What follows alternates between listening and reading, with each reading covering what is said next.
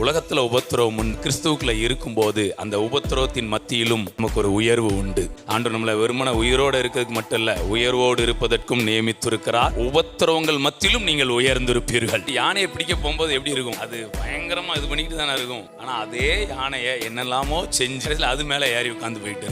அது மாதிரிதான் நமக்கு ஒரு சுவர் வரும், ஒரு உபத்திரம் வரும், அது மேலே ஏறி உட்கார்ந்து போயிட்டு இருக்கணும். கிதியோன்ட்டு ஆண்டவர் சொல்றாரு, உங்களுக்கு இருக்கும் இந்த பலத்தோட போங்கன்னு சொல்லல, உனக்கு இருக்கும் இந்த பலத்தோட போ, உன்னை அனுப்புகிறவர் நான் அல்லவா. பிலிப்பியர் 4:13. என்னை பலப்படுத்துகிற கிறிஸ்துவினாலே, எங்களை பலப்படுத்துகிற கிறிஸ்து அல்ல.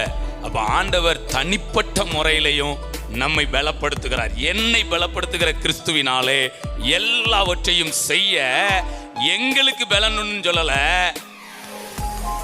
எனக்கு பலன் உண்டு. காரியம் மாறுதலாய் முடியும், எதுவும் மீறுதலா முடியாது, மாறுதலாய் முடியும்.